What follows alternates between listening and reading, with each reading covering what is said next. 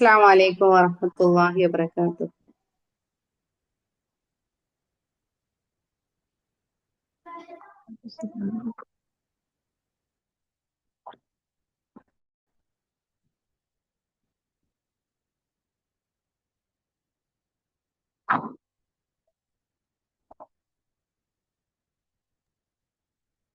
Sound പോയോ?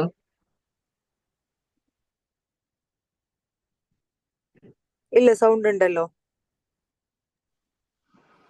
Okay അല്ലേ? മാഷാ അല്ലാ, ഇപ്പൊ എല്ലാവർക്കും ജോയിൻ അതെ. ചെയ്യാൻ പറ്റിയിട്ടുണ്ട് തോന്നുന്നു. ഓക്കെ, നമുക്ക് സ്റ്റാർട്ട് ചെയ്യാം അല്ലേ? ബിസ്മില്ലാഹിർ റഹ്മാനിർ റഹീം. റബ്ബി ഇശ്റഹ് ലി ലിസാനി യഫ്ഖഹൂ. ഇപ്പൊ എന്തൊക്കെയാണ് എല്ലാവരും വിശേഷം? ഒരുങ്ങാം റമദാനിലേക്ക് എന്ന നമ്മുടെ എറ്റോനോഫയുടെ റമദാൻ മുന്നൊരുക്കത്തിന്റെ ഭാഗമായിട്ടുള്ള ടോക്കിലേക്കാണ് നമ്മൾ ഇന്ന് പ്രവേശിക്കുന്നത്. ഫസ്റ്റ് ആയിട്ട് ഒരു പാർട്ട് നമ്മൾ കഴിഞ്ഞതാണ്. സെക്കൻഡ് പാർട്ടായിട്ടാണ് നമ്മൾ ഇന്നത്തെ ഇരുത്തത്തിൽ കൂടിയിരിക്കുന്നത് ഇൻഷാ അള്ളാ. അപ്പൊ എല്ലാ ആളുകളും റമദാനിലേക്ക് ഒരുങ്ങി കഴിഞ്ഞിട്ടുണ്ടാവും അല്ലെ? ഒരു മിനിറ്റ്.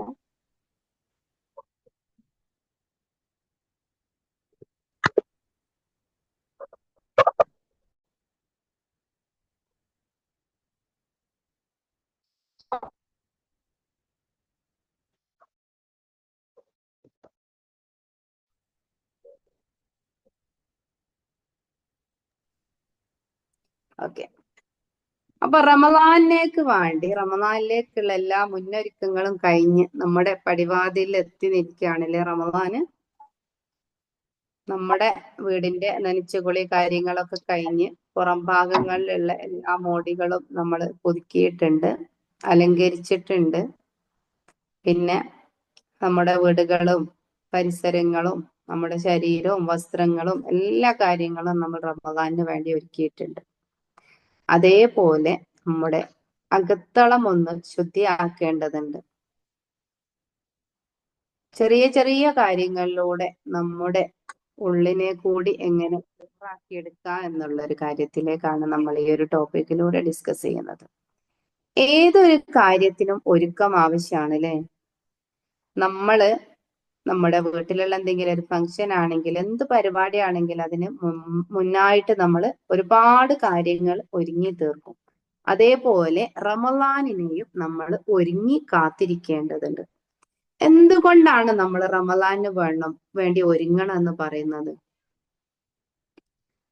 നമ്മുടെ മുഹമ്മദ് നബി സല്ലല്ലാഹു അലൈഹി വസല്ലമയുടെ അനുയായികളായ നമ്മുടെ ശരാശരി ആയുസ് എന്ന് പറയുന്നത് 60 വർഷമാണ്. ഒരു മനുഷ്യന്റെ ശരാശരി ആയുസ് എന്ന് പറയുന്നത് നമ്മുടെ 60 വർഷമാണ്. എന്നാൽ നമുക്ക് മുൻപേ ജീവിച്ചിരുന്ന ആളുകൾ, ആദം നബി അലൈഹിസ്സലാം മുതൽ ഒരുപാട് അമ്പിയാക്കളും ഔലിയാക്കളും കടന്നു പോയിട്ടുണ്ട്. ഒരുപാട് പ്രവാചകന്മാര് വന്നു പോയിട്ടുണ്ട്. എന്നാൽ അവർക്കൊക്കെ നമ്മളെക്കാൾ ഒരുപാട് വർഷങ്ങൾ ജീവിച്ചവരായിരുന്നു. ഒരുപാട് കാലം ഇബാദത്ത് ചെയ്തിട്ടുണ്ടാവൂലേ? അപ്പം ഒരുപാട് ആയുസ്, നമുക്ക് 60 കൊല്ലമുള്ളതിന് 1000 വർഷമൊക്കെ ജീവിച്ച ആളുകൾ നമ്മളെക്കാളും ഒരുപാട് ഇബാദത്തുകളും സൽക്കർമ്മങ്ങളും ഒക്കെ ചെയ്തിട്ടുണ്ടാവും. എന്നാൽ അവരെക്കാളുമൊക്കെ ഉന്നതിയിലാണ് സ്വർഗത്തിൽ നമ്മുടെ സ്ഥാനം എന്ന് പറയുന്നത്. മുഹമ്മദ് നബി സല്ലല്ലാഹു അലൈഹി വസല്ലമയുടെ അനുയായികളായ നമ്മുടെ സ്ഥാനം 1000 വർഷം ഇബാദത്ത് ചെയ്ത ആളുകളെക്കാളും മുകളിലാണ്. എങ്ങനെയാണ് നമുക്ക് ഈ ഒരു സ്ഥാനം കിട്ടിയത്? അള്ളാഹു തആലയുടെ ഹബീബായ നബിയെ, അള്ളാഹുവിന്റെ ഇഷ്ടപ്രവാചകനെ, അള്ളാഹുവിന്റെ നൂറായ നബിയെ അള്ളാഹു അത്രയേറെ സ്നേഹിക്കുന്നുണ്ട്. നബിയുടെ ഉമ്മത്തായ നമ്മളെയോ? നബി സല്ലല്ലാഹു അലൈഹി വസല്ലമ വഫാത്തിന്റെ സമയത്ത് പോലും എന്റെ ഉമ്മത്തിനെ കുറിച്ചാണ് വേവലാതിപ്പെട്ടത് അല്ലെ? അപ്പൊ നമ്മളെ റസൂൽ അത്രയേറെ സ്നേഹിക്കുന്നുണ്ട്. അപ്പൊ നമുക്കായി ആണ് അള്ളാഹു തആല, ആ ഒരു സ്നേഹം കൊണ്ടാണ് നമുക്ക് സ്വർഗത്തിൽ ഇത്രയും ഉന്നതമായ ഒരു സ്ഥാനം തന്നിട്ടുണ്ടാവുക അല്ലെ? അതിനു വേണ്ടി റബ്ബ് നമുക്ക് ഒരുപാട് ഓഫറുകൾ തന്നിട്ടുണ്ട്. ഇപ്പൊ എവിടെ നോക്കിയാലും ഓഫർ അല്ലേ? നമ്മുടെ വീട്ടിലുള്ള ഉപ്പ് തൊട്ട് കർപ്പൂരം എന്ന് പറയും പോലെ ആ സാധനങ്ങൾക്ക്, നമ്മുടെ ഡ്രസ്സ്, വീട്, എന്തിനല്ല എല്ലാ സാധനങ്ങൾക്കും ഓഫറാണ്. ഈ ഓഫർ വരുന്ന ഇങ്ങനെ വീക്കെൻഡ് ഓഫർ ഉണ്ടാവും, സ്പെഷ്യൽ ഡേ ഓഫർ ഉണ്ടാവും, Ramadan offer, Eid offer, on offer, ഇങ്ങനെ ഒരുപാട് ഓഫറുകളുടെ ഒരു പെരുമഴക്കാലാണ്. ആ ഒരു സമയത്ത് നമ്മൾ എന്തൊക്കെ ചെയ്യും? ഈ ഓഫർ വരുന്ന സമയത്ത് നമ്മൾ ഈ ഓഫറുകളിൽ വാങ്ങിക്കൂട്ടുന്നത് എന്തുകൊണ്ടാണ്? അതിൽ നമുക്ക് ഒരുപാട് ലാഭം ഉണ്ടാവും. അതേപോലെ റബ്ബ് നമുക്ക് സ്വർഗത്തിലേക്ക് എത്താൻ ഈ ചുരുങ്ങിയ കാലം കൊണ്ട്, ഈ ഒരു 60 വർഷം ജീവിക്കുന്ന മനുഷ്യന്റെ ആയുസ്സിൽ എത്ര കാലം അയാള് ഇബാദത്തിനൊക്കെ വേണ്ടി ചെലവാക്കിയിട്ടുണ്ടാവും എന്നുള്ളത് നമുക്കൊന്ന് കണക്കൂട്ടി നോക്കല്ലേ. 60 വർഷത്തിന്റെ 1/3 നമ്മൾ ഉറക്കത്തിന് വേണ്ടി തന്നെ ചെലവഴിച്ചിട്ടുണ്ടാവും. പിന്നെ നമ്മൾക്കറിയാത്ത നമ്മുടെ ബാല്യകാലം, കുഞ്ഞായിരിക്കുന്ന ശൈശവകാലം, വാർദ്ധക്യം വന്നതിന് ശേഷം നമ്മളുടെ വേറൊരവസ്ഥയിലേക്ക് എത്തി. ഇതിന്റെ ഇടയിലുള്ള കുറഞ്ഞ കാലം, അതിൽ നമുക്ക് ദുനിയാവ് വേണം, ആഖിറം വേണം, നമ്മുടെ കുടുംബം വേണം, ഈ എല്ലാ കാര്യങ്ങളും നമ്മൾ ചെയ്യുകയും വേണം. അതിലൂടെ എങ്ങനെ നമുക്ക് ഈ സ്വർഗത്തിന്റെ ഉന്നത പദവിയിലെത്താം, അതിനു വേണ്ടിയാണ് റബ്ബ് ഒരുപാട് ഓഫറുകൾ തന്നിട്ടുള്ളത്. നമ്മൾ രാവിലെ എഴുന്നേൽക്കുന്നത് മുതൽ രാത്രി ഉറങ്ങുന്നത് വരെ നമ്മൾ ചെയ്യുന്ന ഓരോ പ്രവർത്തനത്തിനും കൂലിയുണ്ട്.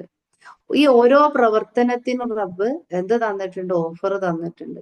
വളരെ കുറഞ്ഞ കാര്യങ്ങൾ ഹറാമാണ്, വളരെ കുറഞ്ഞത്.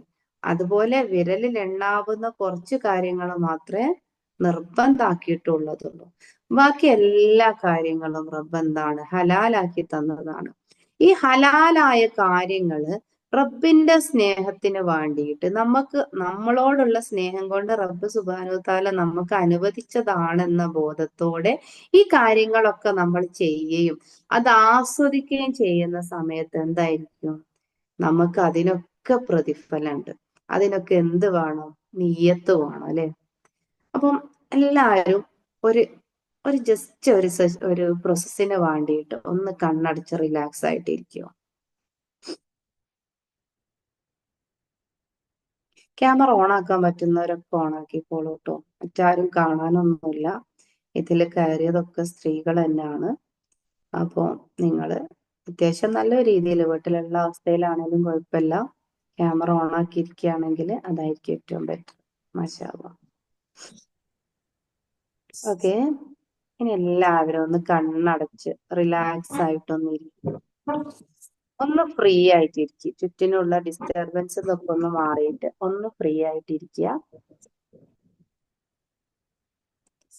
കൈകളൊക്കെ നമ്മുടെ കാലിന്റെ തൊടയിലിരിക്കുന്ന ആളുകളാണെങ്കിൽ കാലിന്റെ തൊടയിൽ വെക്കുക, കാൽപാദങ്ങൾ നിലത്ത് വെക്കുക. ചാരി ഇരിക്കുന്നവരാണെങ്കിലും റിലാക്സ് ആയിട്ട് ഇരുന്നിട്ട് കണ്ണടച്ച് നമ്മുടെ ബ്രീത്തിലേക്ക് ഒന്ന് ശ്രദ്ധിക്കുക. നമ്മുടെ ശ്വാസം ഉള്ളിലേക്ക് എടുക്കുന്നതും പുറത്തേക്ക് വരുന്നതും നമ്മൾ അറിഞ്ഞുകൊണ്ട് ചെയ്യാം. നമ്മുടെ ജീവന്റെ തുടിപ്പായ ഈ ഒരു ശ്വാസം, ഉള്ളിലേക്ക് വരുന്ന ശ്വാസം പുറത്തേക്ക് പോകുന്ന സമയത്ത് അതിന്റെ ഇടയിലുള്ള ഒരു സമയമാണ് നമ്മുടെ ജീവിതം എന്ന് പറയുന്നതിലെ. ഉള്ളിലേക്കെടുത്ത ഒരു ശ്വാസം പുറത്തേക്ക് വരുന്നതിന്റെ ഇടയിലുള്ള ഒരു സമയം, അത് നിലയ്ക്കുന്ന സമയത്ത് നമ്മുടെ ആത്മാവ് നമ്മുടെ ശരീരത്തിൽ നിന്നും വേർപെട്ട് ശാശ്വതമായ ലോകത്തിലേക്ക് വീണ്ടും മടങ്ങി പോകുന്നതാണ്. നമ്മളൊക്കെ ജനിക്കുന്നതിന്റെ മുമ്പ് സ്വർഗത്തിൽ നിന്ന് വന്നതാണ് നമ്മുടെ ആത്മാവ്, നമ്മുടെ റൂഹ് സ്വർഗത്തിൽ നിന്നും വന്നതാണ്. നമ്മുടെ ഉമ്മാന്റെ ഗർഭപാത്രത്തിലൂടെ, നമ്മുടെ പാരൻസിന്റെ സ്നേഹത്തിലൂടെ റബ്ബ് സുബ്ഹാനഹു തആല ഭൂമിയിലേക്ക് നമുക്കൊരു ജനനം തന്നതാണ്. ആ ഒരു അവസ്ഥ, കുഞ്ഞായിട്ട് നമ്മൾ ഭൂമിയിലേക്ക് എത്തി, ഉമ്മാന്റെ ഗർഭപാത്രത്തില് നമ്മുടെ കുറഞ്ഞ കാലത്തെ വാസം. ആ ഒരു സമയത്ത് നമ്മൾ അറിയുന്നില്ല ഏതൊരു ലോകത്തേക്കാണ് പോകുന്നതെന്ന്. അതിനുശേഷം നമ്മൾ ഈ ഭൂമിയിലേക്ക് എത്തുകയാണ്. കരഞ്ഞുകൊണ്ടാണ് നമ്മൾ ഈ ഭൂമിയിലേക്ക് എത്തുന്നത്. കാരണം ആ ഒരു സുഖമായ ജീവിതത്തിൽ നിന്നും, സുഖപ്രദമായ അവസ്ഥയിൽ നിന്നും ഇങ്ങോട്ട് വന്ന സമയത്ത് ഈ പുറം ഭാഗത്തുള്ള തണുപ്പും ചൂടും സാഹചര്യവും ഒന്നും നമ്മൾക്ക് സഹിക്കാൻ പറ്റുന്നുണ്ടായിരുന്നില്ല. കൊടിയ വേദന അനുഭവിച്ചാണ് നമ്മളും ഈ ഭൂമിയിലേക്ക് വന്നത്. ആ ഒരു പ്രയാസത്തില് എന്താണെന്നറിയാതെ നമ്മൾ വാവിട്ട് കരഞ്ഞിട്ടുണ്ട്. പിന്നീട് നമുക്ക് ആവശ്യമുള്ള എല്ലാ കാര്യങ്ങളും റബ്ബ് നമുക്ക് ഒരുക്കി തന്നിട്ടുണ്ട്. അതിനുശേഷം നമുക്ക് ഇവിടെ കുറഞ്ഞ കാലത്ത് ജീവിതം തന്നിട്ട് റബ്ബിന്റെ അടുത്തേക്ക് തന്നെ തിരിച്ചു പോകാനുള്ള ഒരു അവസരമുണ്ട്. എല്ലാവരും, ഭൂമിയിൽ ജനിച്ച ഓരോ മനുഷ്യനും ഉറപ്പായിട്ടും നേരിടേണ്ടുന്ന ഒരവസ്ഥ, നമ്മുടെ മരണത്തിന്റെ സമയമാണത്. ആ സമയത്ത് കരഞ്ഞു വന്ന നമുക്ക് ചിരിച്ചു കൊണ്ടുപോകാൻ കഴിയുന്നുണ്ടോ? റബ്ബി ലൗല അഖർതനി ഇലാ അജലിൻ ഖരീബ് വസദഖ സാലിഹീൻ. പടച്ച റബ്ബേ, എനിക്ക് നീ കുറച്ച് സമയം കൂടി നീട്ടിത്തരുമോ? കുറച്ച് സമയം കൂടെ നീ എനിക്ക് ഇവിടെ നൽകുകയാണെങ്കിൽ ഈ ഭൂമിയിൽ എന്നെ അനുവദിക്കുകയാണ്, ഞാൻ സൽക്കർമ്മികൾ പെട്ടവനായേനെ. ഞാൻ സൽക്കർമ്മ ചിരിച്ചുകൊണ്ട് യാത്രയായേനെ. ഇങ്ങനെ പറയുന്ന ഒരു ആത്മാവായിരിക്കുമോ നമ്മുടെ കൂടെ ഉള്ളത്? യാ അയ്യത്തുഹൻ നഫ്സുൽ മുത്മഇന്ന ഇർജിഇ ഇലാ റബ്ബിക റാളിയതൻ മർളിയ. ഹേ സമാധാനമടഞ്ഞ ആത്മാവേ, തൃപ്തിപ്പെട്ടവനായിക്കൊണ്ടും തൃപ്തിപ്പെട്ടുകൊണ്ടും നീ നിന്റെ റബ്ബിലേക്ക് മടങ്ങുക. വദ്ഖുലി ഫീ ഇബാദി വദ്ഖുലി ജന്നതി. നീ നിന്റെ നാഥന്റെ സ്വർഗത്തിലേക്ക് നീ പ്രവേശിച്ചു കൊള്ളുക. ഈ സ്വർഗത്തിലേക്കുള്ള കവാടം നിനക്കായിട്ട് തുറന്നിട്ടുണ്ട്. തൃപ്തിപ്പെട്ടവനായിക്കൊണ്ട് നീ ഇതിൽ പ്രവേശിച്ചു കൊള്ളുക എന്ന് പറയുന്ന ഒരവസ്ഥയിലുള്ള ഒരു ആത്മാവാണോ, ഒരു റൂഹാണോ നമ്മുടെ കൂടെയുള്ളത്? നമ്മുടെ ഓരോരുത്തരുടെയും ഉള്ളം നമ്മൾ തന്നെ ഒന്ന് ആലോചിക്കുക. എന്താണ് നമ്മുടെ ഉള്ളിലുള്ള ആത്മാവ്? എങ്ങനെയുള്ള രൂപത്തിലാണ്? ഒരുപാട് പ്രയാസങ്ങൾ കൊണ്ട് മലീമസമാക്കപ്പെട്ട ഒരു ആത്മാവാണോ നമ്മുടെ ഉള്ളിലുള്ളതെങ്കിൽ അതിനെ നമുക്ക് ഒന്ന് ശുദ്ധിയാക്കേണ്ടതില്ലേ?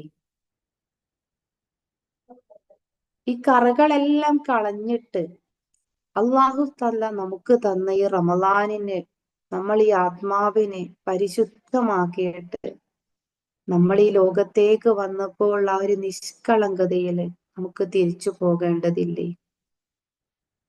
ഇതിനായിട്ട് ഞാൻ ഒരുങ്ങിയിട്ടുണ്ടോ? എൻ്റെ ഉള്ളം ഇതിനായിട്ട് എൻ്റെ റൂഹിനോട് ഞാൻ പരിശുദ്ധമാക്കപ്പെട്ട നിലയിൽ വന്ന എനിക്ക് അതേ രീതിയിൽ തിരിച്ചു പോകാൻ കഴിയുന്നുണ്ടോ? ഒരു നിമിഷം നിങ്ങളുടെ ഉള്ളം അറിഞ്ഞുകൊണ്ട് നിങ്ങളുടെ ഹൃദയത്തോട് ചോദിച്ചിട്ട് റിലാക്സ് ആയി വീണ്ടും ശ്വാസത്തിലേക്ക് ശ്രദ്ധിച്ച് സാവധാനം തിരികെ വരിക.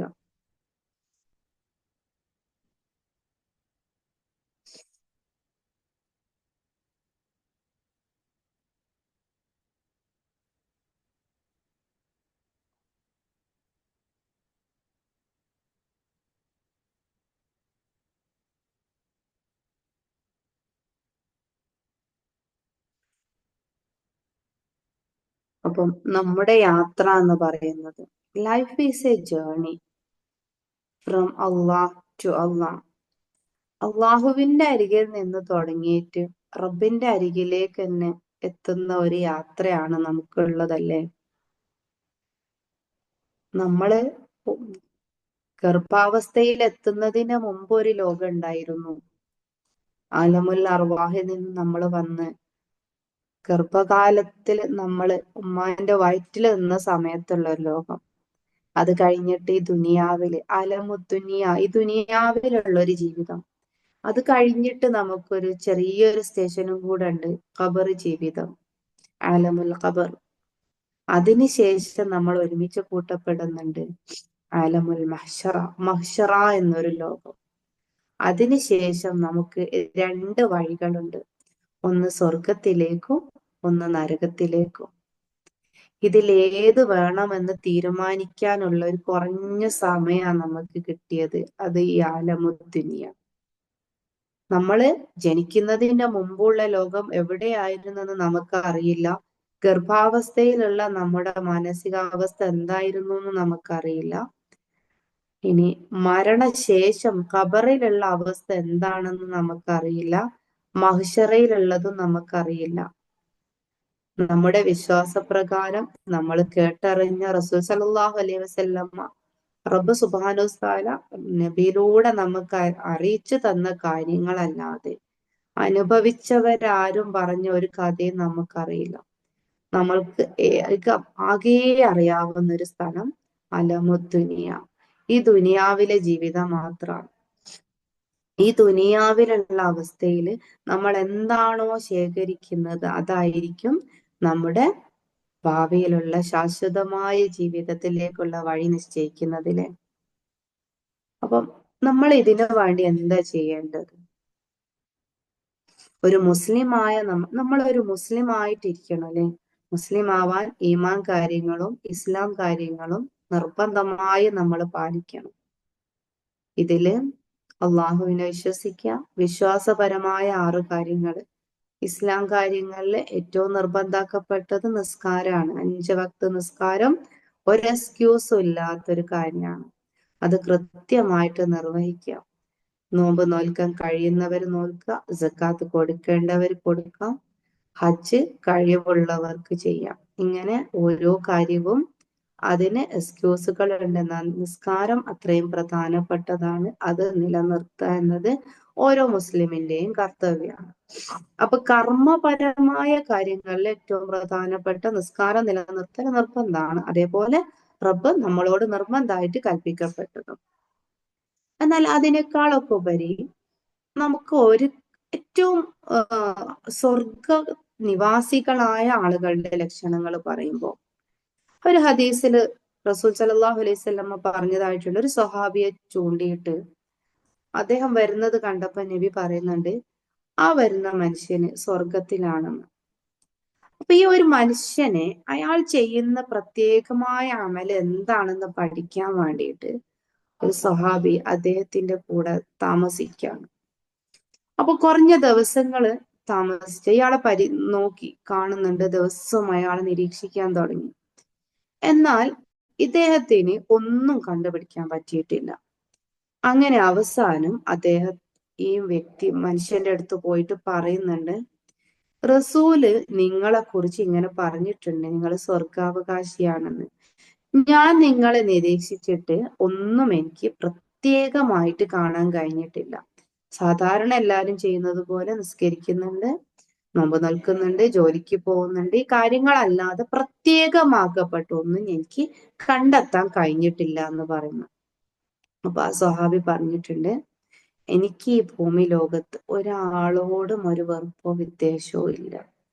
ഞാൻ എൻ്റെ കാര്യങ്ങൾ ചെയ്യുന്നു, എന്നാൽ കഴിയുന്ന സഹായങ്ങൾ ചെയ്തു കൊടുക്കും. എൻ്റെ മനസ്സിൽ, എൻ്റെ ഹൃദയത്തിൽ ഒരാളോടും എനിക്ക് വെറുപ്പോ വിദ്വേഷമോ ഇല്ല എന്ന്. അപ്പം ഈ സ്വർഗനിവാസികളായിട്ടുള്ള ആളുകൾക്കെല്ലാം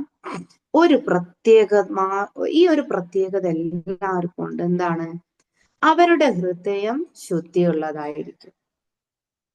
നമ്മൾ ജനിച്ചു വീണ സമയത്ത് കുഞ്ഞായിരുന്നപ്പോ ഒക്കെ ഉണ്ടായിരുന്ന ഒരു പ്യുവർ ആയിട്ടുള്ള ഒരു ഹേർട്ട് ഉണ്ട്, ഒരു മനസ്സുണ്ട്, ഒരു ആത്മാവുണ്ട്. ഇതിനെ നമ്മുടെ ഓരോ ജീവിതയാത്രയിലും വന്നു ചേർന്നപ്പെട്ട മലിനമാക്കപ്പെട്ട കുറെ കാര്യങ്ങൾ. ഒരു നല്ല തെളിനീരുള്ള ഒരു കുളമായിരുന്നു, അതിലേക്ക് പല വേസ്റ്റുകളും ഇട്ടത്, പിന്നെ അങ്ങനെയൊക്കെ പല പല വേസ്റ്റുകൾ കുറച്ച് കുറച്ചായിട്ടായിട്ട് ഇട്ടത്.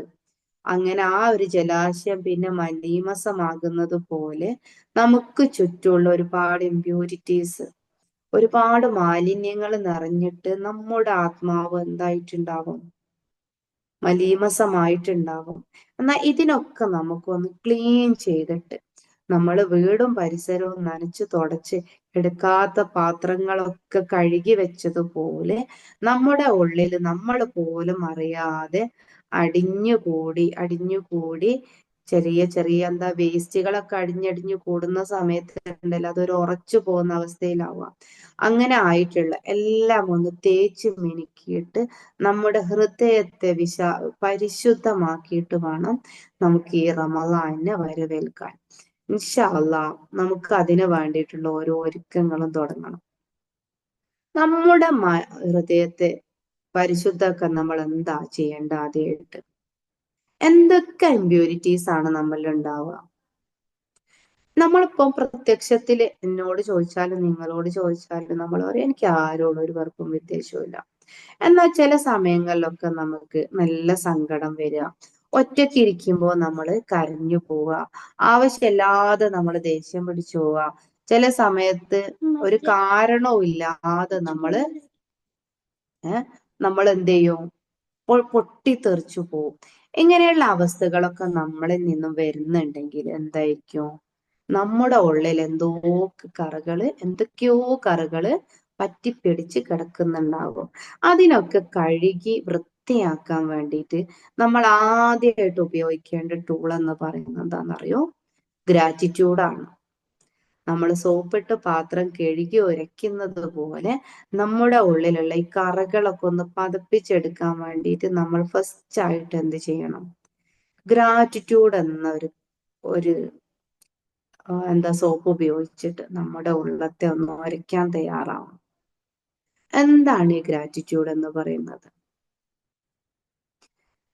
സ്വർഗത്തിന്റെ നേതാവായ റസൂലിന് വേണ്ടി സൃഷ്ടിച്ചതായിരിക്കും. അത്രയേറെ സ്വർഗത്തിന്റെ നേതാവായ റസൂൽ സല്ലല്ലാഹു അലൈഹി വസല്ലമ രാത്രിയില് നിന്ന് നിസ്കരിച്ചിട്ട് കാലില് നീര് വന്ന സമയത്ത് ആയിഷ ബീവി ചോദിക്കുന്നുണ്ട്, എന്തിനാ നബിയെ നിങ്ങൾ ഇത്ര കഷ്ടപ്പെടുന്നത്? നിങ്ങൾക്ക് അള്ളാഹു താല സ്വർഗം വാഗ്ദാനം ചെയ്തതല്ലേ? ആ സമയത്ത് നബി തിരിച്ചു ചോദിക്കുന്ന ഒരു ചോദ്യമുണ്ട്, ഞാനൊരു നന്ദിയുള്ള അടിമയാകണ്ടയോ ആയിഷ? അപ്പൊ നമ്മുടെയൊക്കെ അവസ്ഥ എന്താണ്? നമ്മുടെ ജീവിതത്തിൽ പല ഇല്ലായ്മയെ കുറിച്ച് നമ്മൾ എന്ത് ചെയ്തിട്ടുണ്ട്? സങ്കടപ്പെടുന്നുണ്ടല്ലേ? എന്നാൽ നമ്മൾ ചോദിക്കാതെ എന്തെല്ലാം കാര്യങ്ങൾ റബ്ബ് നമുക്ക് നൽകിയിട്ടുണ്ട്. ആരോഗ്യമുള്ള ഒരു ശരീരമുള്ള നമ്മുടെ ഒരു കണ്ണിന് വേണ്ടിയിട്ട് അന്ധനായ ഒരു മനുഷ്യന് എന്തായിരിക്കും ഒരു ജീവിതത്തിൽ ഏറ്റവും ആഗ്രഹം ഉണ്ടാവുക? നമ്മൾ ഈ പറയുന്ന കാര്യങ്ങളൊക്കെ നമ്മൾ കാണുന്നുണ്ട്, എന്നാൽ അയാൾക്ക് കാണാൻ കഴിയുന്നില്ല. അപ്പൊ അയാൾ ജീവിതത്തിൽ മുഴുവൻ ആഗ്രഹിച്ചിട്ടുണ്ടാവാം, എനിക്ക് അതുപോലുള്ള ഒരു കണ്ണുണ്ടായിരുന്നെങ്കിൽ എനിക്കും കാണാൻ കഴിയുമായിരുന്നു എന്നൊരു ചിന്ത ഉണ്ടാവൂലേ? അപ്പൊ ആ ഒരു നമുക്ക് ഫ്രീ ആയിട്ട് കിട്ടിയ ഒരു സാധനത്തിന് വേണ്ടി ഒരു ആയുഷ്കാലം മുഴുവനും കാത്തിരിക്കുന്നുണ്ട് എന്ന് പറയുമ്പോൾ നമുക്ക് കിട്ടിയ ഓരോ അനുഗ്രഹങ്ങളും എത്രമാത്രം വിലപ്പെട്ടതാണ്. നമ്മുടെ ഓരോ അവയവങ്ങളും അതേപോലെ നമ്മുടെ ഉള്ളിൽ നടക്കുന്ന പ്രവർത്തനങ്ങളും, നമ്മുടെ ഈ കണ്ണിന്റെ കാഴ്ച എന്ന് പറയുന്ന റബ്ബിന്റെ കുദറത്താണ്. കാരണം എന്താണെന്നറിയോ?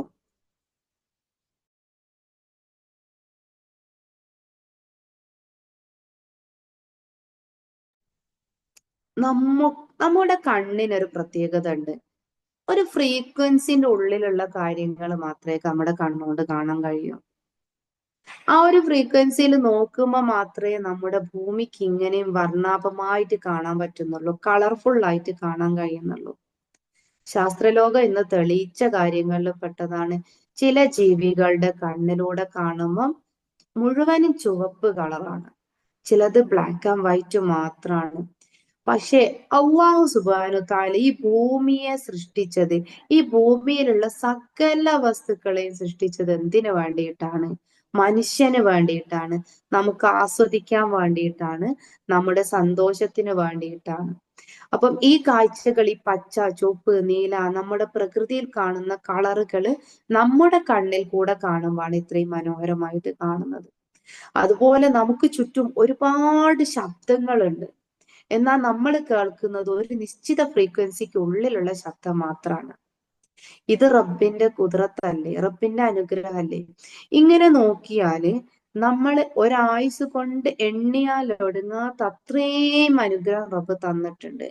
ഒരു അനുഗ്രഹത്തിന് ശുക്ർ ചെയ്താൽ നമ്മുടെ ജീവിതത്തിന് നമ്മുടെ ശരാശരി ആയുസ് എന്ന് പറഞ്ഞ 60 വർഷം ശുക്ർ ചെയ്താലും മതിയാവാത്തത്രയുണ്ട്.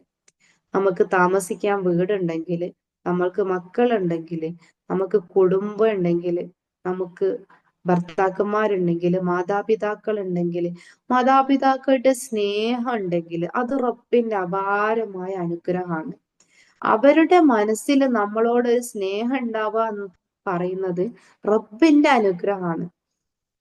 ഞങ്ങൾ കഴിഞ്ഞ ദിവസം, കുറച്ച് ദിവസങ്ങൾക്ക് മുമ്പേ കാരുണ്യദിന സ്പെഷ്യൽ സ്കൂള് സന്ദർശിച്ചിട്ടുണ്ടായിരുന്നു. അവിടെ ഈ പാരൻസിന്റെ സ്നേഹത്തിന് റബ്ബ് നൽകിയ ഒരു അനുഗ്രഹം എന്ന് പറയുന്നതിന് തെളിവ് അവിടെ ഉണ്ട്. രണ്ട് ഭാഗത്തിലും ഉണ്ട്. അവിടെ വന്ന് പഠിച്ചു പോകുന്ന കുട്ടികളുണ്ട്. ഒരുപാട് ഡിസബിലിറ്റീസ് ആയിട്ടുള്ള, മാനസികമായിട്ട് ബുദ്ധിപരമായിട്ട് പ്രശ്നങ്ങളുള്ള കുട്ടികളാണ് ആ സ്കൂളുള്ളത്. അപ്പം അത്രയും പ്രശ്നങ്ങൾ ഉണ്ടായിട്ടും ഉപേക്ഷിക്കാതെ അവരെ സ്നേഹത്തോടെ വളർത്തി സ്കൂളിലേക്ക് അയക്കുകയും അവർക്ക് ആവശ്യമായ എല്ലാം ചെയ്തു കൊടുക്കുന്ന, അവരുടെ ലൈഫ് പോലും ആ മക്കൾക്ക് വേണ്ടി അർപ്പിച്ച മാതാപിതാക്കളുണ്ട്.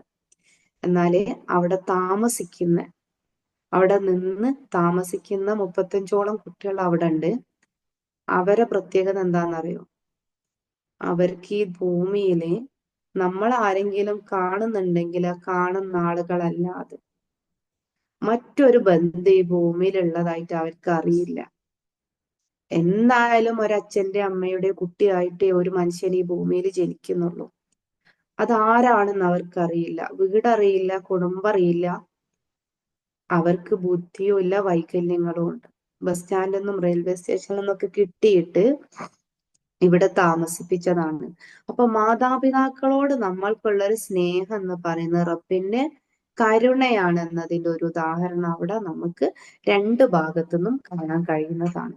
ഇങ്ങനെ നമ്മൾ എണ്ണ ഒടുങ്ങാത്ത അത്രയും അനുഗ്രഹങ്ങൾ റബ്ബ് നമുക്ക് നൽകിയിട്ടുണ്ട്. ഈ അനുഗ്രഹങ്ങളെ കുറിച്ച് ഓർത്തിട്ട് അതിന് നന്ദിയുള്ളവരായിട്ട് ജീവിക്കാൻ തുടങ്ങിയാൽ നമ്മുടെ ഉള്ളിൽ വരുന്ന ഈ കറകളൊക്കെ ഇങ്ങനെ അസൂയ, കുശുമ്പ്, ദേഷ്യം, വാശി തുടങ്ങിയ എല്ലാ ഈ കറകളും ഇങ്ങനെ ഓരോന്നായിട്ട് എന്തായി പോകും, ക്ലിയർ ആയി പോകുന്നുണ്ടാവും.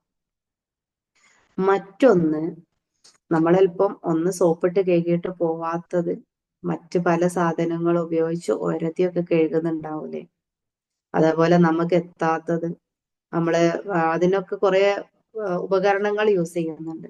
അതേപോലെ അടുത്തതായിട്ട് നമ്മൾ നീക്കം ചെയ്യേണ്ട ഒരു കാര്യമാണ്, നീക്കം ചെയ്യാൻ ഉപയോഗിക്കുന്ന ഒരു കാര്യമാണ് ഫോർഗീവ്നെസ് എന്ന് പറയുന്നത്. റബ്ബിന്റെ അസ്മാഉൽ ഹുസ്നയിലുള്ള യാ ഗഫാറു യാ അല്ലാഹ് എന്നൊരു ഇസ്മുണ്ടില്ലേ? എന്താ ഈ ഇസ്മിന്റെ പ്രത്യേകത? അള്ളാഹു തആല ഏറെ പൊറുക്കുന്നവനാണെന്നാണ് ഈ ഇസ്മിന്റെ അർത്ഥം വരുന്നത്. ഏറെ പൊറുക്കുന്നവനായ റബ്ബ് എന്നത്. എന്താണ് അള്ളാഹു തആല പൊറുക്കുന്നത്?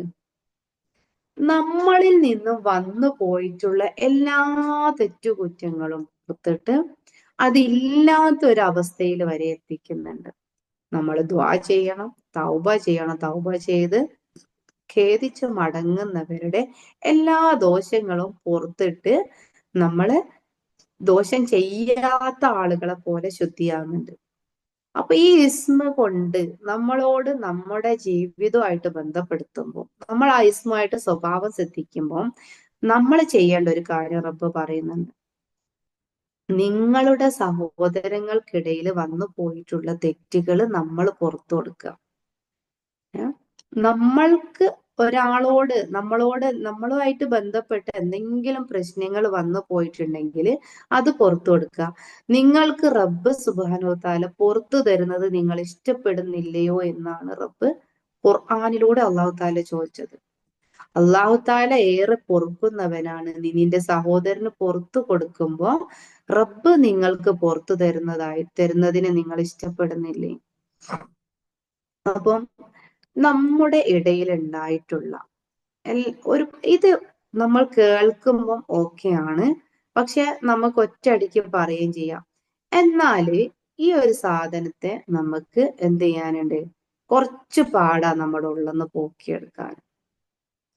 ഫസ്റ്റ് സ്റ്റെപ്പായിട്ട് നമ്മൾ മറക്കും. നമ്മളടുത്ത് ഒരാൾ ചെയ്ത കാര്യം നമ്മളോട് മറക്കുവോ?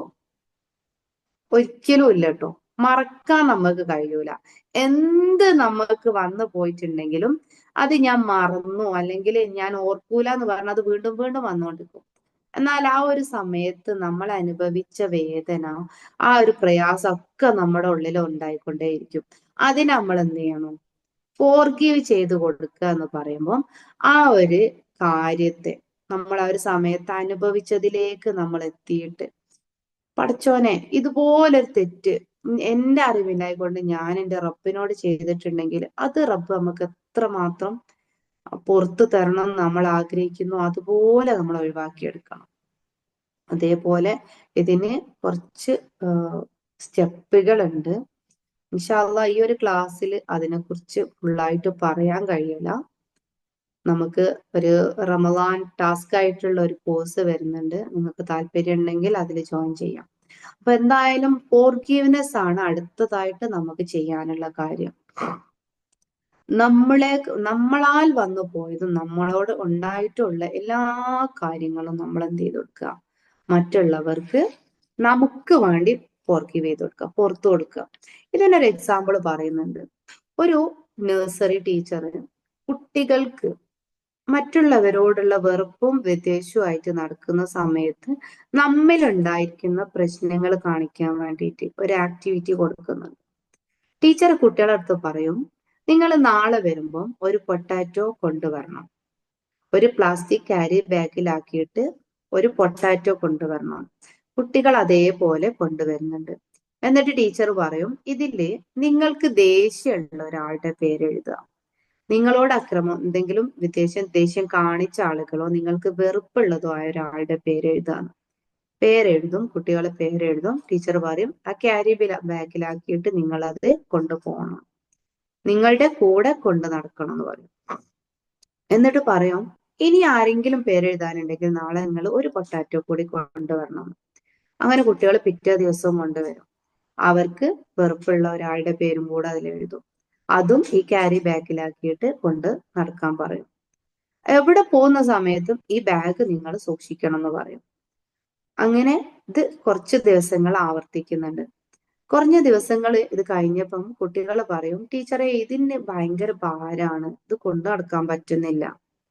പിന്നെ അതേപോലെ പ്ലാസ്റ്റിക് ബാഗിൽ ഈ പൊട്ടാറ്റോ കുറഞ്ഞ ദിവസങ്ങൾ നിൽക്കുന്ന സമയത്ത് എന്താ സംഭവിക്കുക? അത് ചെയ്യാൻ തുടങ്ങും അല്ലെ? അങ്ങനെ ഇത് ചീഞ്ഞ് ഇതിൽ നിന്നും ദുർഗന്ധം വമിക്കാൻ തുടങ്ങും. അപ്പൊ മക്കള് പറയും, ടീച്ചറെ ഇതിന് അസഹ്യമായ സ്മെല്ലാണ്, ഞങ്ങൾക്ക് ഇത് സഹിച്ചിരിക്കാൻ പറ്റുന്നില്ല, ഞങ്ങൾ ഇത് ഒഴിവാക്കട്ടെ എന്ന് ചോദിക്കും. അപ്പൊ ടീച്ചർ ഒന്നും പറയുന്നില്ല. ഇതിന്റെ ഭാരം കാരണം ഇത് കൊണ്ടു നടക്കാനും പ്രയാസമുണ്ട്, ഇതിന്റെ സ്മെല്ല് കാരണം ഞങ്ങൾക്ക് സ്വസ്ഥമായിട്ട് ഇരിക്കാനും പറ്റുന്നില്ല. അപ്പൊ ടീച്ചർ പറയും, ഒരു പുഞ്ചിരിയോടെ അവരെടുത്ത് പറയാണ്, ഇതേപോലെയാണ് നിങ്ങൾ മറ്റുള്ളവരോടുള്ള വെറുപ്പും വിദ്വേഷവും നിങ്ങളുടെ ഉള്ളിൽ കൊണ്ട് നടക്കുന്ന സമയത്ത് നിങ്ങൾക്ക് സംഭവിക്കുന്നതെന്ന്. അപ്പം നമ്മൾ ഫോർഗീവ് ചെയ്തു കൊടുക്കുന്ന, നമ്മൾ പൊരുത്തപ്പെട്ട് കൊടുക്കുന്നത് നമുക്ക് വേണ്ടിയിട്ടാണ് എന്നുള്ളത് നിങ്ങൾക്ക് മനസ്സിലായിട്ടുണ്ടാവുമല്ലോ അല്ലെ? ഈ ഒരു രണ്ട് കാര്യങ്ങൾ നമ്മൾ മെയിനായിട്ട് ശ്രദ്ധിക്കേണ്ടതുണ്ട്. അതേപോലെ റമദാനിന് ഒരുങ്ങേണ്ടത് നമ്മൾ ഈ ഒരു രണ്ട് ടൂള്, ഇതിനേക്കാളും ഒരുപാട് ടൂൾസുകൾ ഇനിയും ഉണ്ട് നമ്മുടെ മൈൻഡ് ഇമ്പ്യൂരിറ്റീസ് ഒക്കെ ഒഴിവാക്കാൻ. എന്നാൽ ഏറ്റവും പ്രധാനപ്പെട്ടത് ഗ്രാറ്റിറ്റ്യൂഡും ഫോർഗീവ്നെസ്സും തന്നെയാണ്. നമ്മൾ നന്ദിയുള്ളവരായിരിക്കുക. അതേപോലെ നമ്മുടെ ഉള്ളിലുള്ള വെറുപ്പും വിദ്വേഷവും എന്തുണ്ടെങ്കിലും അത് നമുക്ക് വേണ്ടിയിട്ട് ഒഴിവാക്കി കൊടുക്കുക. നമ്മൾ എന്ത് ചെയ്ത് കൊടുക്കുക? അവർക്ക് പുറത്തു കൊടുക്കുക. റമദാനെ വരവേൽക്കുന്ന സമയത്ത് നമ്മുടെ ഉള്ളം നമ്മൾ ക്ലീൻ ആക്കിയിട്ട് പരിശുദ്ധമായ ഒരു ഹൃദയത്തോടെ വേണം നമ്മൾ ഈ റമദാനെ സ്വീകരിക്കാൻ. തൗബ ചെയ്ത് നമ്മൾ ചെയ്തു പോയ തെറ്റിന് റബ്ബിനോട് നമ്മൾ എന്ത് ചെയ്യണം? ഫോർഗീവ് ചോദിക്കണം. എല്ലാം പുറത്തു തരുന്ന റബ്ബാണെന്നുള്ളത് നമ്മൾ തിരിച്ചറിഞ്ഞതാണ്. യാ ഗഫാറു യാ അല്ലാഹ്, അള്ളാഹു പൊറുക്കുന്നവനാണെന്ന് പറഞ്ഞിട്ടുണ്ട്. എന്നാൽ അവസാനത്തെ മഗ്ഫിറത്തിന്റെ 10 വരട്ടെ എന്നിട്ട് തൗബ ചെയ്യാമെന്നല്ല. റമദാനിനെ വരവേൽക്കുന്ന സമയത്ത് നമ്മൾ എന്ത് ചെയ്യണം? നമ്മുടെ ഉള്ളം ക്ലിയർ ആയിട്ട് തൗബ ചെയ്ത് റബ്ബിനോടുള്ളതെല്ലാം നമ്മൾ റബ്ബിലേക്ക് തവക്കുൽ ചെയ്തിട്ട് പൊരുത്തപ്പെടിക്കുക, തൗബ ചെയ്യുക. മറ്റുള്ളവരുമായിട്ടുള്ളത് പറഞ്ഞു തീർക്കാൻ പറ്റുന്ന കാര്യങ്ങൾ പറഞ്ഞു തീർക്കുക. പറയാൻ പറ്റാത്തതാണെങ്കിൽ ആ വ്യക്തിയെ നമ്മുടെ മുന്നിൽ ഉള്ളതായിട്ട് സങ്കല്പിച്ചിട്ട് അവരോട് പറഞ്ഞിട്ട് ഫോർഗീവ് ചെയ്യുക. അതേപോലെ ഇതിനും പറ്റാത്തതാണെങ്കിൽ നമ്മുടെ മനസ്സിൽ അത് കണ്ടിട്ട് നമ്മൾ ക്ഷമ ചോദിക്കുക. പിന്നെ റമദാനിന് വേണ്ടിയിട്ട് നമ്മൾ നന്നായിട്ട് പ്ലാൻ ചെയ്യണം. റമദാൻ നമ്മളൊരു കല്യാണം വരുന്ന സമയത്ത് വിളിക്കേണ്ട ആളുകളുടെ ലിസ്റ്റ് നമ്മളിടും. എന്തൊക്കെ ഭക്ഷണം കൊടുക്കണം നമ്മൾ പ്ലാൻ ചെയ്യും. എങ്ങനെയൊക്കെ സ്വീകരിക്കണം എന്ന് പ്ലാൻ ചെയ്യും. എന്തൊക്കെ ഡ്രസ്സ് എടുക്കണം നമ്മൾ പ്ലാൻ ചെയ്യും. അതേപോലെ റമദാനിന് വേണ്ടിയിട്ട് ഒരു പ്ലാനിങ് നമ്മൾ തയ്യാറാക്കേണ്ടതുണ്ട്. എന്തെല്ലാം കാര്യങ്ങൾ ഈ റമദാനിൽ ഞാൻ ചെയ്തു തീർക്കും, ഞാൻ എത്ര ഖത്മ് ഓതും, എന്തെല്ലാം നിസ്കാരങ്ങൾ, എന്തെല്ലാം ഇബാദത്തുകൾ ഞാൻ പുതുതായിട്ട് ചെയ്യും, അത് എത്ര കുറച്ചാണോ നമ്മൾ ചെയ്യുന്നത് ദിവസവും ചെയ്യാൻ വേണ്ടി ശ്രമിക്കുക. അതിന് വേണ്ടിയിട്ട് ഒരു പ്രീ പ്ലാനിങ്ങോട് കൂടെ നമ്മൾ ഒരുങ്ങണം. പിന്നെ നമ്മുടെ ഹൃദയത്തെ തഖ്വ കൊണ്ടും ഗ്രാറ്റിറ്റ്യൂഡും ഫോർഗീവ്നെസ്സും നിറച്ചിട്ട് ശുദ്ധിയാക്കണം. അതേപോലെ നമ്മുടെ മൈൻഡ്, അതോടുകൂടി നമ്മളെ മൈൻഡ് ഫ്രീ ആവും. പിന്നെ നമ്മൾ മൊബൈൽ ഫോൺ പോലുള്ള മറ്റു കാര്യങ്ങൾ, മൊബൈൽ ഫോണിന്റെ ഉപയോഗം എന്ന് പറയാൻ പറ്റൂല, നന്മയല്ലാത്ത കാര്യങ്ങളും നമ്മുടെ ജീവിതത്തിൽ ഒരുപാട് ചെയ്യുന്നുണ്ടാവും അല്ലെ. എന്നാൽ കൂടുതൽ പ്രതിഫലമുള്ള കാര്യങ്ങൾ ഈ ഒരു സമയത്തിന് വേണ്ടി, നമ്മൾ വെറുതെ കളയുന്ന സമയത്തിന് വേണ്ടിയിട്ട് പ്രതിഫലമുള്ള കാര്യങ്ങൾ ആഡ് ചെയ്തിട്ടുള്ള ഒരു പ്ലാനിങ് നമ്മൾ ആദ്യമായിട്ട് തയ്യാറാകണം. ഇതൊക്കെയാണ് റമദാനിനെ വരവേൽക്കാൻ വേണ്ടി നമ്മൾ ഏറ്റവും പ്രധാനമായിട്ട് ചെയ്യേണ്ടത്. പിന്നെ രാവിലെ എഴുന്നേൽക്കുന്ന സമയത്ത് തന്നെ നമ്മളൊരു അൽഹംദുലില്ലാഹി റബ്ബിൽ ആലമീൻ എന്നൊരു നിയ്യത്തോട്, എല്ലാ സ്തുതിയും ഈ റബ്ബിനാണ്, ആ ഒരു നിയ്യത്ത് വെച്ചിട്ട് എന്റെ എല്ലാ കാര്യങ്ങളും റബ്ബിൽ തവക്കുൽ ചെയ്തുകൊണ്ട് ഈ പ്രഭാതത്തിൽ നമ്മൾ എഴുന്നേറ്റതിന് ഹംദ് പറഞ്ഞുകൊണ്ട് ഒരു ദിവസം തുടങ്ങുക. പിന്നെ റബ്ബിന്റെ അഫ്വ് എന്ന ഇസ്മിനെ നമ്മുടെ ജീവിതത്തിന്റെ ഒരു ഭാഗമാക്കുക. നമ്മുടെ ഭാഗമാക്കുമ്പോൾ റബ്ബിനോട് നമ്മൾ മഗ്ഫിറത്തിന് ചോദിക്കുകയും ചെയ്യും. നമ്മിലേക്ക് വന്നിട്ടുള്ള എല്ലാ കാര്യങ്ങളും നമ്മൾ മറ്റുള്ളവർക്ക് പൊരുത്തപ്പെടുത്തു കൊടുക്കുകയും ചെയ്യും. അതേപോലെ നമ്മളൊരു മുസ്ലിം ആയിരിക്കാൻ ശ്രദ്ധിക്കണം. മുസ്ലിം ആവുക എന്നാൽ എൻ്റെ നാവ് കൊണ്ടോ പ്രവൃത്തി കൊണ്ടോ നമ്മൾ മറ്റൊരാൾക്ക് എന്താവില്ല, ബാധ്യത ആവില്ല. നമ്മുടെ നാവ് കൊണ്ടും പ്രവൃത്തി കൊണ്ടും എൻ്റെ സഹോദരന് ഒരു പ്രശ്നവും ഇല്ലാതിരിക്കുന്ന സമയത്തെ അവന് മുസ്ലിം ആവുകയുള്ളൂ. ഈ ഒരു ചിന്ത മുസ്ലിമാണെന്ന് പറയുന്ന നമുക്ക് ഉണ്ടായിരിക്കണം എന്നുള്ളൊരു കാര്യം കൂടി ഞാൻ നിങ്ങളെ ഉണർത്തുകയാണ്. അപ്പൊ പ്രധാനമായിട്ട് ഞാൻ പറഞ്ഞ കാര്യം ഇതൊക്കെയാണ്. ഗ്രാറ്റിറ്റ്യൂഡ്, ഫോർഗീവ്നെസ്, തഖ്വയോടുകൂടെ നമ്മൾ ചെയ്ത കാര്യങ്ങൾക്ക് വേണ്ടി ഒരുങ്ങുക. പിന്നെ പ്ലാൻ ചെയ്യുക. റമദാനിന് വേണ്ടി പ്രീ പ്ലാനിങ് നമ്മൾ തയ്യാറാക്കണം. രാവിലെ മുതൽ നമ്മൾ ഗ്രാറ്റിറ്റ്യൂഡിലായിരിക്കാം, നമുക്കുള്ള ഓരോ കാര്യങ്ങൾക്കും ഹംദ് പറഞ്ഞുകൊണ്ടിരിക്കുക. അതുപോലെ അനാവശ്യമായിട്ട് നമ്മൾ ചെലവഴിക്കുന്ന സമയമൊക്കെ പ്രൊഡക്റ്റീവ് ആക്കുക. സമയത്തിന് വളരെയേറെ പ്രാധാന്യമുണ്ടല്ലേ. കാരണം 60 വർഷത്തെ ആയുസ്സിന്റെ 1/1 ഭാഗം പോലും നമ്മൾ പ്രൊഡക്റ്റീവായിട്ട് യൂസ് ചെയ്യുന്നില്ല. അപ്പൊ നമ്മുടെ സമയത്തെ പ്രൊഡക്റ്റീവായിട്ട് യൂസ് ചെയ്യാം. എല്ലാറ്റിലും ഉപരി ഒരു മുസ്ലിം ആയിരിക്കാൻ നമ്മൾ ശ്രദ്ധിക്കാം. ഒരു മുസ്ലിം ആയിരിക്കുന്ന സമയത്ത് ഈ ഒരു കാര്യങ്ങളൊന്നും നമ്മുടെ ഉള്ളിൽ ഉണ്ടാവില്ല. നമ്മുടെ ഹൃദയം ക്ലീൻ ആയിരിക്കും.